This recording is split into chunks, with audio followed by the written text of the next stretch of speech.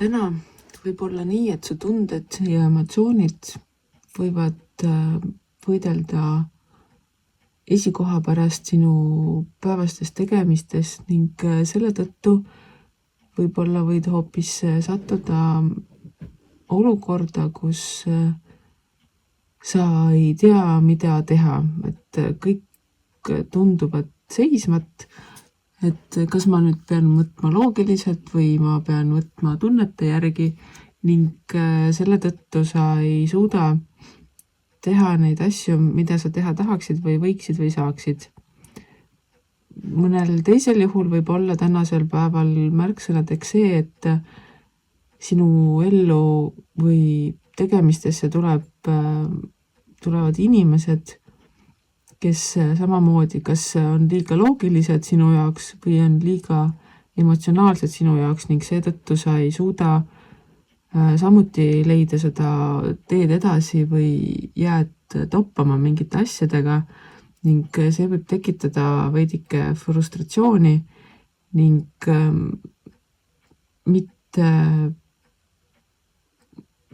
kuidas öelda, sa tead, et on vaja midagi teha, aga sa ei suuda midagi teha, sest et see otsus, kas teha mõistuse järgi või tunnete järgi, ei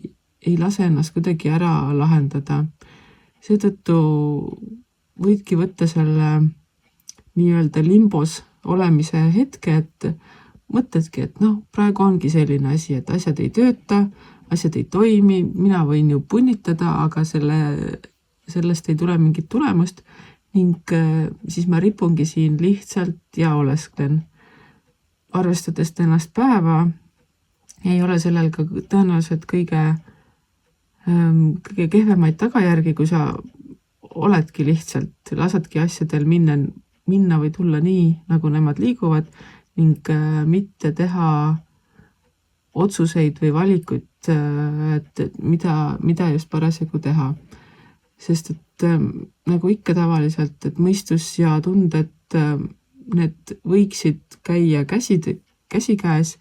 kuid tänase päeva puhul võib-olla ei toimi need ning ära ennast liialt piitsuta ning lase sellel kontrollivajadusel minna ning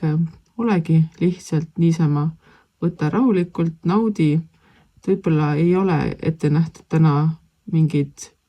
saavutusi saada ning lihtsalt olla on parem. Võib-olla õhtul jaanilõkke ääres leiad endale mõne romantilise kaaslase, kellega seda õhtut niisama veeta, aga ära sellest tõenäoliselt liiga palju välja loe ning panuseid sellele teha ei maksa.